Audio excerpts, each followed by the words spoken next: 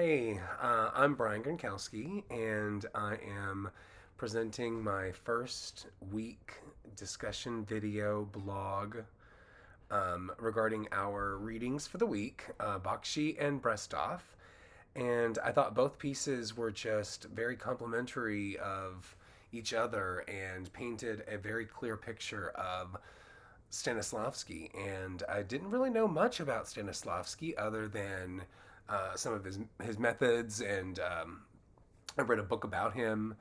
Um, but I never really got the backstory. I just have read about his method, and it was interesting to note how, like all of us, that Stanislavski was a growing artist, and he grew throughout his lifetime, and he was a lifelong learner, and that's inspiring.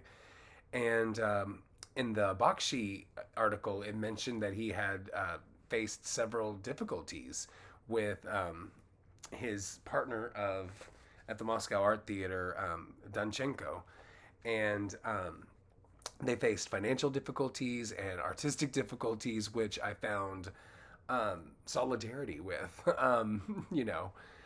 And I thought it was interesting. I thought that the Brestoff article became half informative and then half very charming, with the introduction of Thespis coming in and teaching us a master class of Stanislavski's major points, which I thought was very charming. So that was fun to go through. But I enjoyed reading about um, how revolutionary Chekhov was, and how Chekhov's works, which weren't immediately received favorably by Stanislavski, were explored through the Moscow Art Theater and really created this theater to be the group that we know and that's very familiar to us, and introduced the element of psychological realism that we still see today, and is one of my favorite parts of table work and of working on a production, is understanding characters and how they interact with each other and their environment, and and tell a story. And I also thought it was quite interesting because of the seagull,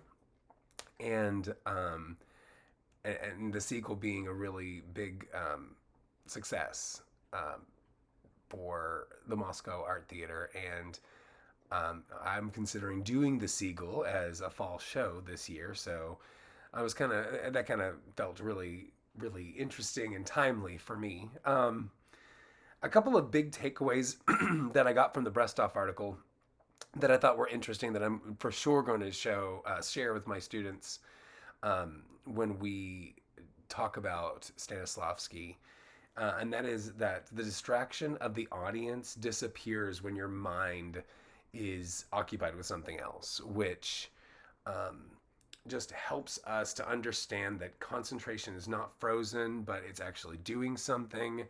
And when you're actually engaged in something else, you don't feel as awkward performing. You don't feel like, a lot of times the kids are like, I don't know what to do, and that's exactly right. You don't know what to do, and that's what makes you feel awkward, is when you don't have something clear to do on stage, and that's when you start to feel self-conscious and tend to zone out. And so that's what I find with my student actors.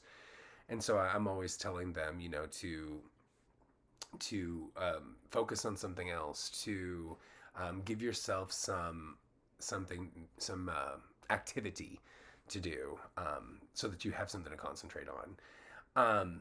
And then I also thought the mention of sensory recall was kind of important, and how sensory recall doesn't have to be bringing up a traumatic experience or something like that. It just means getting in touch, I think, with situations and living your life artistically and open to the emotional ups and downs that you encounter by not only your own life but observing other people's lives. And I really got into the acting activities that Thespis was throwing down for us. So I kind of feel like I want to make some flags that say action and magic if, and have my students read the story of Thespis teaching us about acting. through the eyes of Stanislavski and the teachings of Stanislavski. So I really enjoyed it, and I'm looking forward to seeing what everybody thinks about it. Have a good week.